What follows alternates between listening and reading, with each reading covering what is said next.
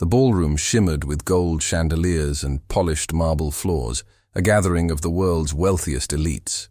Laughter filled the air, glasses clinked, and every voice carried an air of superiority, except one.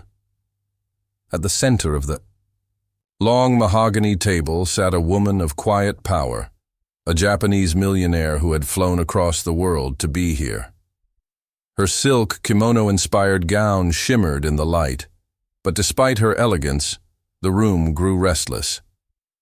She spoke softly in Japanese, her native tongue, but her words were met with blank stares and awkward smiles. The more she tried, the more the guests shifted uncomfortably, some even exchanging mocking glances as if her presence were an inconvenience. The silence grew painful, heavy with judgment. No one understood her. No one even tried. And then, from the far end of the room, where the staff moved quietly in the shadows, a young black waitress froze mid-step. She had been overlooked all night, her presence as invisible as the polished silver she carried. But unlike the others, she understood. Every word, her heart pounded as she debated. Should she step in? Doing so could risk her job, or change everything. What happened next left the entire room breathless, the millionaire in tears, and every guest questioning everything they thought they knew. The evening began with the hum of exclusivity. Private event reserved only for those whose names carried weight in boardrooms, stock markets, and political circles. The kind of dinner where every chair represented not just a person, but billions in wealth, decades of influence, and unshakable confidence. The ballroom itself was dazzling, gilded ceilings, a crystal chandelier spilling golden light onto polished marble floors, tables draped in ivory linen, and waiters gliding silently, their footsteps cushioned by luxury carpets imported from Persia. This was not a place where mistakes were tolerated.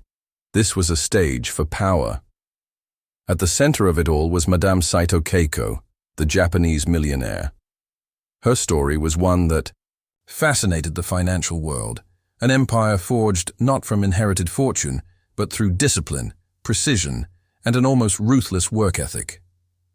Known as the Iron Chrysanthemum in Tokyo's corporate press, she had risen from the daughter of a Kyoto tea merchant to a titan of international trade. But tonight, in this room, she was a foreigner. The event was hosted in London, far from the familiar cadence of her homeland. Around her sat European billionaires, Middle Eastern royalty, and American executives. Their conversations flowed in English, peppered with French or Arabic, the kind of linguistic dominance that assumed everyone else would adapt. Madame Saito did speak English, competently, even elegantly, but years of habit made her slip into Japanese when expressing nuanced ideas. She had entered the evening with quiet confidence, prepared remarks in English folded neatly in her purse. But as the wine poured and the dinner unfolded, she found herself sliding into her native tongue. Perhaps it was fatigue from travel, perhaps it was the dismissive interruptions when she spoke in English, or perhaps it was the quiet arrogance radiating from some of the men at the table who barely looked at her. When she tried to speak in Japanese, hoping someone would make an effort, she was met with polite nods and thin smiles.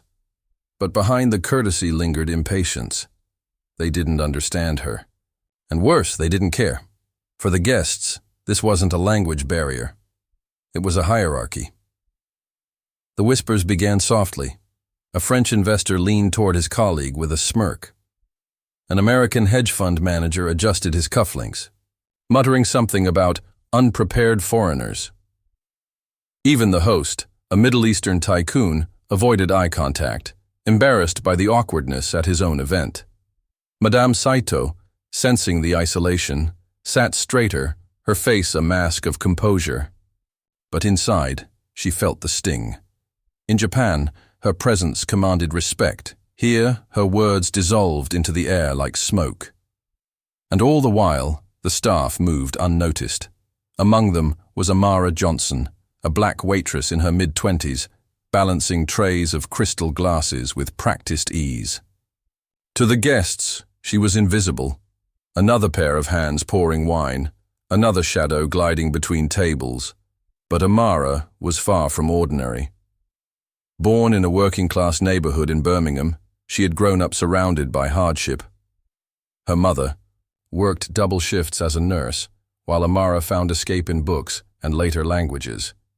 She had a gift for them, an ear that picked up rhythms and tones others missed. By 19, she was fluent in 4 languages. By 24, she spoke 9. But talent did not pay the bills. She had dreams of becoming a translator for the UN, of traveling the world and bridging cultures. But reality had pressed her into service jobs, where her brilliance was hidden beneath a uniform. Tonight, she wore the standard black and white catering attire, hair tied neatly back, her expression professional and neutral. No one at the table knew she carried more linguistic ability than the combined guests. As she moved quietly, with her tray she caught fragments of Madame Saito's Japanese. At first it was simple greetings, polite acknowledgments.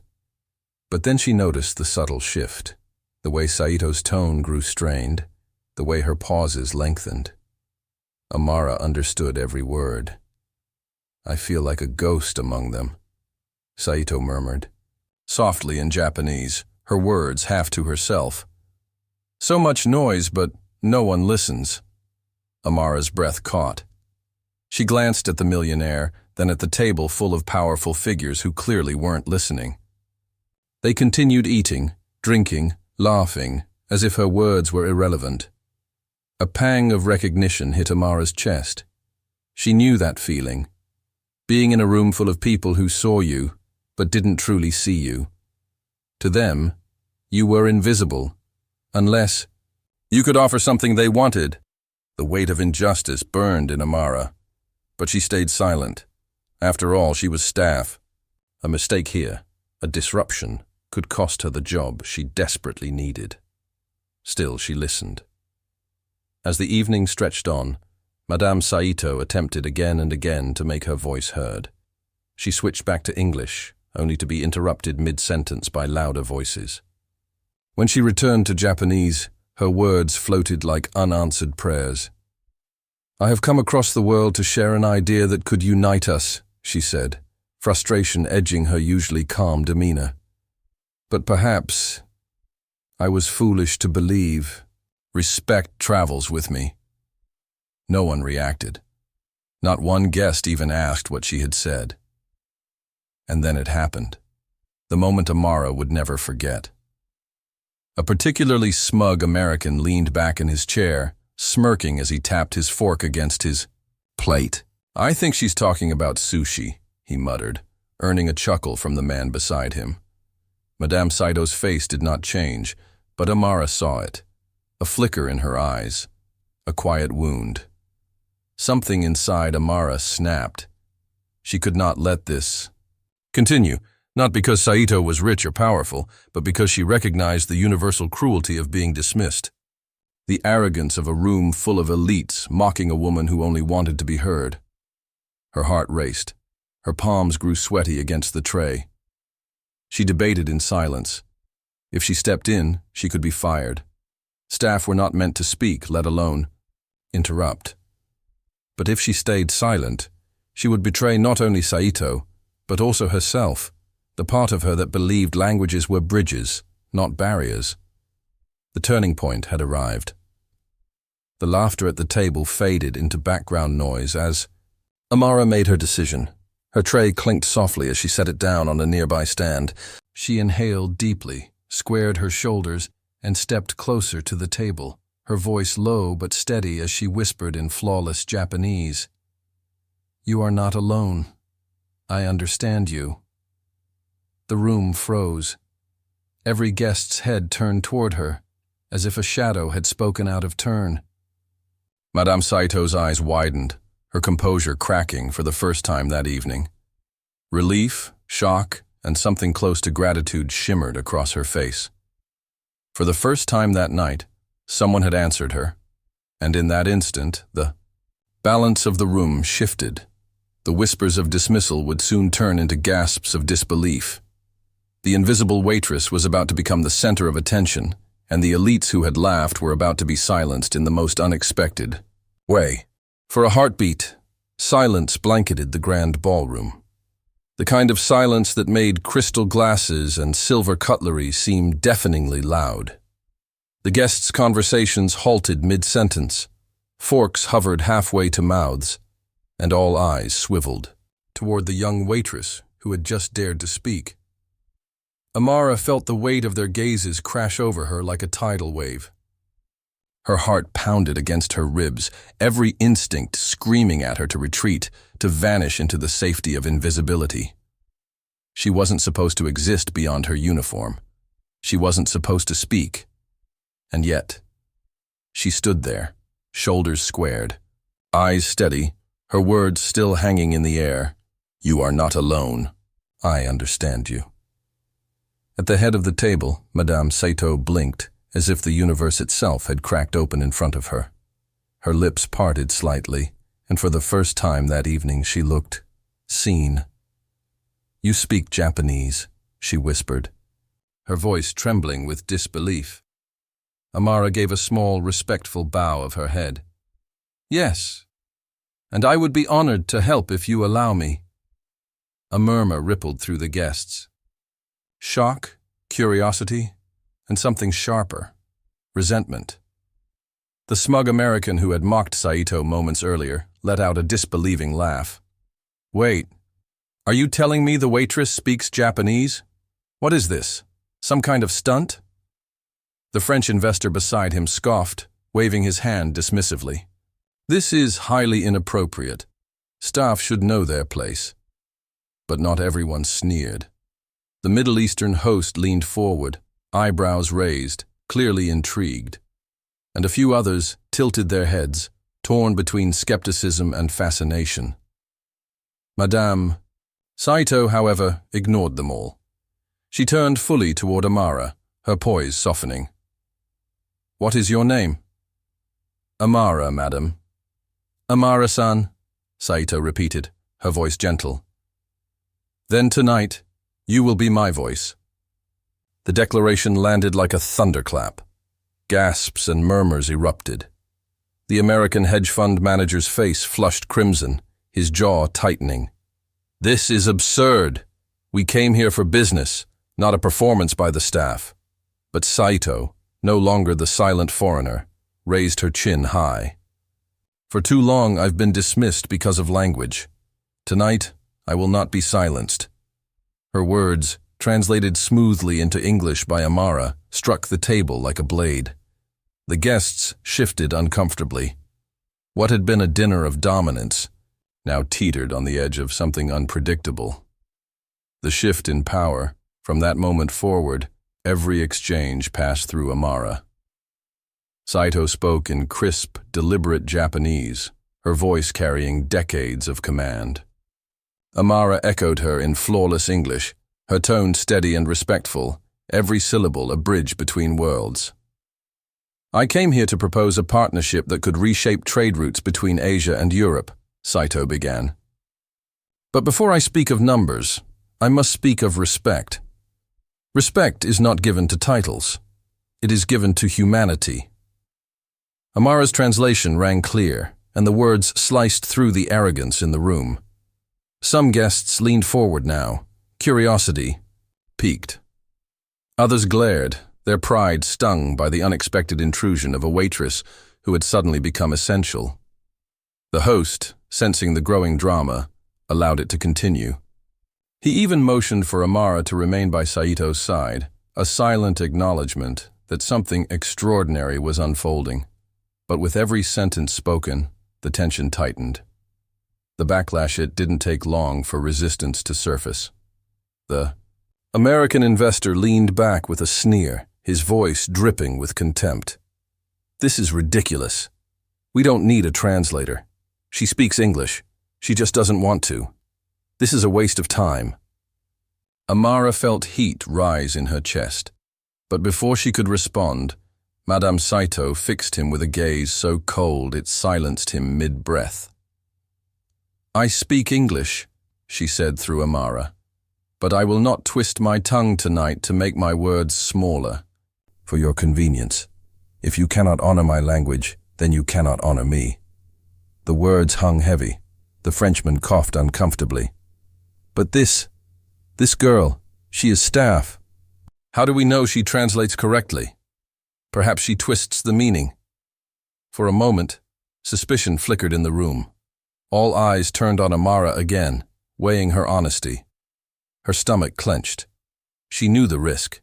If they doubted her, they could claim she was fabricating words, manipulating the situation. But she stood tall. "If any here understand Japanese, they are welcome to correct me," she said firmly, her voice steady despite the tremor in her hands. A long pause. Not a single guest spoke, because the truth was undeniable. None of them could. The irony stung. Dozens of billionaires, world leaders in commerce and power, yet not one could challenge a waitress who held the knowledge they lacked. It was not just translation. It was control.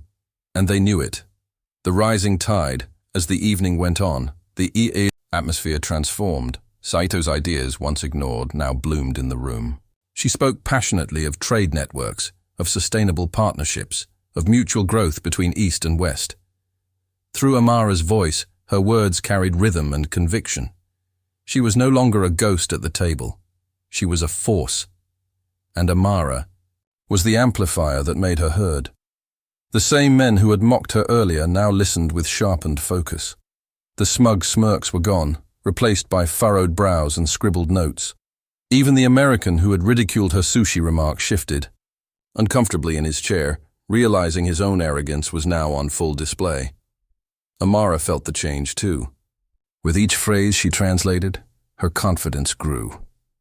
Her voice no longer trembled. She looked the powerful men in the eye as she spoke, daring them to dismiss her. In those moments, she wasn't just a waitress. She was a bridge, a translator, a gatekeeper of respect. And yet danger lurked beneath the surface. The brewing confrontation, it was the French investor who finally snapped. His pride, bruised by being sidelined, erupted into open hostility. "This is a mockery," he barked, slamming his hand against the table. "We do not take business advice filtered through a maid. This is beneath us." The room froze again, all. Eyes darted between him, Amara, and Madame Saito. Amara's throat tightened. The insult was sharp, not just toward her, but toward every unseen worker who had ever been dismissed as lesser. Madame Saito rose slowly from her chair. Though small in stature, her presence filled the room. "If you believe my words are beneath you because they passed through her lips," she said, her voice low and steady, "then it is not her who shames you. It is your own arrogance." Amara translated, her voice unwavering despite the fire building inside her. The Frenchman sputtered, but no one came to his defense. Even the American looked away, unwilling to join his outburst. The host cleared his throat, visibly uncomfortable, but unwilling to silence what had become the undeniable heartbeat of the evening. The balance had shifted beyond repair. The cliffhanger as dessert was served. The tension reached its peak. Madame Saito concluded her remarks with a flourish. "Business without respect is empty. Tonight I came not only to propose trade, but to test character. And character, I see, is in short supply." Amara's translation rang like a bell, undeniable and cutting. Some guests flushed with embarrassment, others sat rigid, unwilling to reveal emotion. But as the evening drew to its close, one thing was clear. The power had shifted. The millionaire who had been invisible was now unforgettable. The waitress who was supposed to be silent had become indispensable, and though the night was ending, the true storm was only beginning. Because beyond the gilded chandeliers and polished marble, whispers would spread, rumors would twist, resentment would fester. And those who had been humiliated tonight would not forget the sting of being silenced by a woman they thought beneath them. The question was no longer whether Amara had changed the night. It was what consequences would come when the elites realized their control had been fractured. The glittering ballroom, once alive with chatter and clinking glasses, now felt like a stage holding its breath. A storm of resentment, disbelief, and wounded pride swirled under the chandeliers. Amara could feel it in her bones. Every word she had translated, every look of defiance Madame Saito had given, had pushed the fragile balance closer and closer to collapse. And then, the French investor, cheeks flushed crimson, shoved his chair back with a screech that echoed across marble floors. He rose to his feet, his voice booming with fury. "This is outrageous," he thundered, his accent thick with indignation. "I will not sit here and be lectured by a maid, nor by a woman who hides behind her language to belittle us." The words slammed into the room like a hammer. Guests shifted in their seats, some gasping, others watching with sharp, predatory curiosity. This was no longer business. It was blood sport. Amara's hands trembled at her sides, but she stood rooted to the floor. His rage was not just aimed at Madame Saito. It was aimed at her. At every invisible worker who had ever been told they were less. Madame Saito, however, did not flinch. She rose gracefully from her chair, her face serene but her eyes burning like fire. "You mistake humility for weakness," she said calmly, her words directed at the Frenchman. "And arrogance for strength, but tonight you will learn what true power is." Amara translated with steady breath, her voice ringing clear. The insult was subtle but devastating. A ripple of murmurs rolled through the room. The Frenchman sneered. "And we are expected to believe you? Through the mouth of a servant girl? What proof do we have that her words are even yours?" There it was, the accusation they had all been waiting for. The final, desperate attempt to strip Amara of her credibility. All eyes turned toward her. Amara felt her throat tighten. This was the moment they wanted. To catch her faltering, to force her into silence. But before she could respond, Madame Saito stepped forward, her voice sharp as a blade. "If you do not believe her translations, then I will prove it to you myself."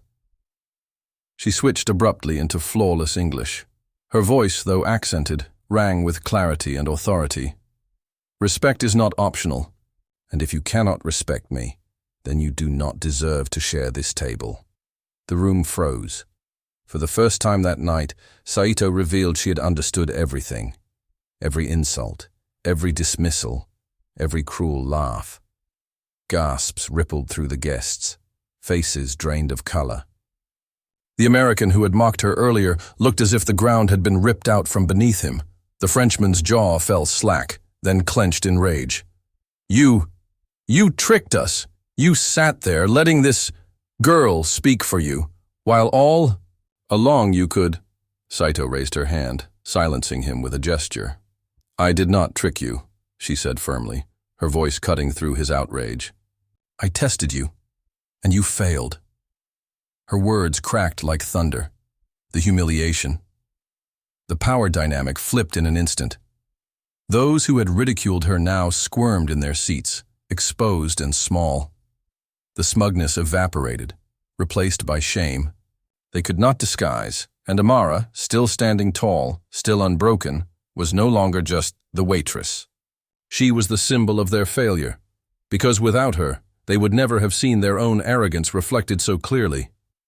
The Frenchman, desperate to regain control, slammed his fist against the table. "This is manipulation, a performance. We are not here for your little games." But the host, who had been silently observing all along, finally intervened. He leaned forward, his deep voice rumbling with authority. "No, monsieur," he said, his gaze cold. "This was not a game.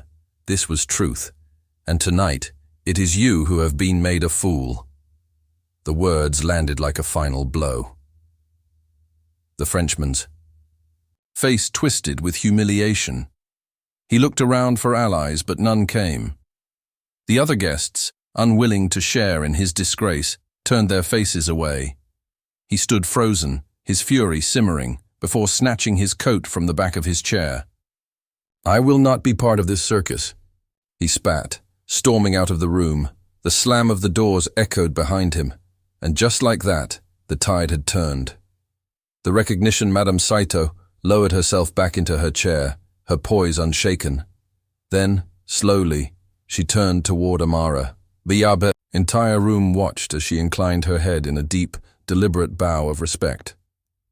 "Amara-san," she said softly, "you have given me more than words tonight. You gave me dignity." The compliment, spoken in front of billionaires and dignitaries, sent a shiver through Amara's chest. She bowed back, her eyes stinging with tears she fought to control. The host clapped his hands once, breaking the silence. "Tonight," he declared, "we witnessed courage, both from Madame Saito and from this young woman, who reminded us all that wisdom can come from any place, even where we least expect it." Applause spread hesitantly at first, then stronger. Some guests clapped out of genuine respect, others out of fear of appearing small. But it didn't matter. The sound filled the hall like a tide of validation. Amara's cheeks flushed. She had never been applauded before, not as herself, not as more than the help. For the first time, the spotlight shone on her, and she did not shrink from it. The peak of tension, but even amid the applause, a lingering unease threaded through the room. Because humiliation, once dealt, never faded easily. The American leaned toward his neighbor, whispering sharply. The Frenchman's exit still burned in their minds. Whispers spread, thick with resentment. Some were angry not at Saito, but at the audacity of a waitress who had dared to stand in their world. And Amara knew it wasn't over. Not yet. As the applause died down, the host raised his glass. "To Madame Saito," he toasted, "and to Amara, the bridge that brought her voice to us." Glasses lifted reluctantly around the table. But the gesture sealed it. The night no longer belonged to the elites who had tried to silence them. It belonged to Saito, and to Amara, the woman they had underestimated. Curtain falls as dessert plates were cleared. The energy in the room shifted. Some guests approached Saito directly now, eager to recover lost ground. Others slipped away quickly, avoiding further embarrassment. But through it all, Amara remained by Saito's side, her presence no longer ignored. The woman who had once blended into the background now stood at the center of the storm. And though she knew whispers and consequences would follow, she also knew something unshakable had been born tonight. Respect, not just for Madame Saito, but for herself. And as she caught her reflection in the polished silver of a serving tray, Amara realized something she had never dared to believe. She wasn't invisible anymore. The dinner ended not with the ringing of champagne glasses or the sparkle of laughter, but with an undeniable shift in the air. For some, the evening had been a humiliation they would never forget. For others, it was a revelation. Proof that respect could be demanded in unexpected ways. But for Amara, it was something else entirely. It was the beginning of a transformation. The morning after, the next morning, the hotel buzzed with whispers. Staff members huddled in corners, their eyes darting toward Amara whenever she passed. Word of the dinner had traveled faster than spilled wine on linen. "They say she spoke Japanese like a native," one dishwasher murmured. "And stood up. To one of the richest men in Europe," another added, wide-eyed. Amara walked through the kitchen with her chin high. She was used to being invisible, used to slipping quietly between clattering trays and barking managers. But today, heads turned. Not in mockery, not in scorn, in respect. Her manager, usually sharp-tongued and dismissive, called her into the office. His voice was oddly gentle. "Amara, what you did last night, it reflects on the hotel. People are talking. Powerful people." He paused, tapping his pen nervously. "Don't let it go to your head, but well done." It wasn't exactly praise, but from him it was monumental. Madame Saito's invitation. Later that afternoon, as Amara finished polishing glassware, a soft voice interrupted her.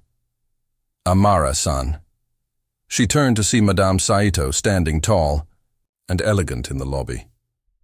The millionaire's presence radiated calm power, yet her gaze softened when it landed on Amara. "I would like to invite you to tea," Saito said. "Not as my waitress, but as my guest." Amara's breath caught. Guests were sacred, staff were forbidden from mingling, and yet, here she was, being welcomed as an equal. At the tea room, they sat across from each other, steaming cups between them. For the first time, Amara spoke without the weight of translation. "Why me?" she asked finally. "Why trust me to carry your words?" Saito smiled gently. "Because I saw myself in you. A woman underestimated, a woman dismissed. But with a strength the world cannot measure." Her words landed deep. No one had ever seen Amara that way before, not even herself. Before leaving, Saito slid a folded envelope across the table. "This is for you," she said simply. Inside was not money, but a letter of recommendation, written in her careful hand, stamped with her seal. It praised Amara's intelligence, her composure, her rare gift of languages. It was addressed to an international cultural foundation that Saito herself funded. "This is your door," Saito said, "if you choose to walk through it." Amara's fingers trembled around the paper. For years she had worked shifts until her body ached, her dreams buried beneath exhaustion. And now, here it was, a lifeline. But respect always comes at a price. Within days, Amara noticed a chill among certain staff, the ones who had always kept her beneath them, the supervisor who barked at her for moving too slowly, the receptionist who sneered at her accent, now looked at her with envy. "She thinks she's special now," one of them whispered loudly as Amara passed. Rumors spread that she had embarrassed the guests on purpose, that she was being used by Saito to make a point, that she was nothing more than a lucky waitress playing hero. The weight of their resentment pressed heavily. For the first time in her life, Amara felt both visible and targeted, but each time doubt crept in, she unfolded the letter again. The seal, the words, the possibility. It reminded her that this moment was bigger than whispers. Weeks later, an unexpected call came. The foundation, Madame Saito supported, wanted Amara to apply for a scholarship, one that funded studies abroad for cultural ambassadors. It was an opportunity reserved for only the most promising candidates, those who could represent the beauty of connection across languages and borders. Amara hesitated. Could a hotel waitress from a working-class neighborhood really step into such a role? But she remembered the applause at the dinner, the bow Saito had given her, the words, "You gave me dignity," and so she applied. She poured her heart into the essays, told her story of growing up with limited means but unlimited determination, of teaching herself languages through borrowed books and scratchy recordings, of believing that words could heal divides. Weeks later, the acceptance letter arrived. She had been chosen. Months later, Amara stood on a different stage, not as a waitress, not as background, but as the keynote speaker at the Foundation's international conference. Before her sat an audience of scholars, diplomats, and business leaders. She smoothed her trembling hands against her dress and began. "I was never meant to be here," she admitted. "I was a hotel maid, invisible.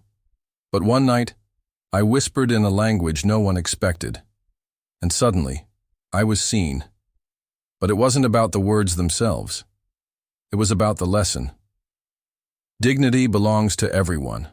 Respect must never be optional.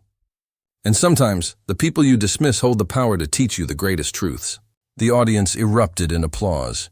Tears filled her eyes, not from fear this time, but from pride. In the crowd, she spotted Madame Saito watching from the front row, her expression one of quiet satisfaction. After the speech, Saito approached her. "You spoke beautifully," she said. Amara bowed her head. "You gave me the chance." Saito shook her head. "No, you gave me the chance." to remind the world that respect cannot be bought with wealth. You carried that truth when others tried to silence it. For a moment, the two women stood together, not as maid and guest, but as equals who had defied expectations. The story of that fateful dinner did not fade. It spread, told in whispers, then in articles, then in conferences, business schools, analyzed it as a case study in humility. Activists used it as a parable of dignity. Ordinary workers repeated it as hope, that one day their unseen worth might be recognized. Even within the hotel, things changed. Training sessions were implemented on cultural respect. Staff were encouraged to pursue language courses. And though some still resented Amara, most saw her as a symbol of what was possible.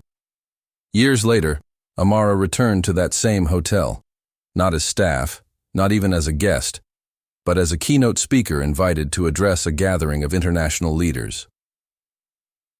Walking. Through the lobby, she saw waiters bustling, maids dusting, receptionists smiling the way she once had. She paused to greet them, her words kind and genuine, because she remembered. She remembered what it felt like to be unseen, and she vowed no one in her presence would ever feel that way again. On stage, she ended her speech with the same words. Saito had once told her, "You mistake humility for weakness, and arrogance for strength, but true power is respect." The audience rose to their feet in applause, and Amara knew, deep in her soul, that she had not just survived the storm of that night. She had built a legacy from it. The Frenchman who had stormed out that night? He never recovered his reputation. His arrogance became his downfall. But Amara? She became the reminder that brilliance can come from anywhere, that no one should be underestimated because of their job, their skin, or their station. Her journey was living proof of one truth. Sometimes, a whisper in an unexpected language can shake the world louder than 1,000 shouts.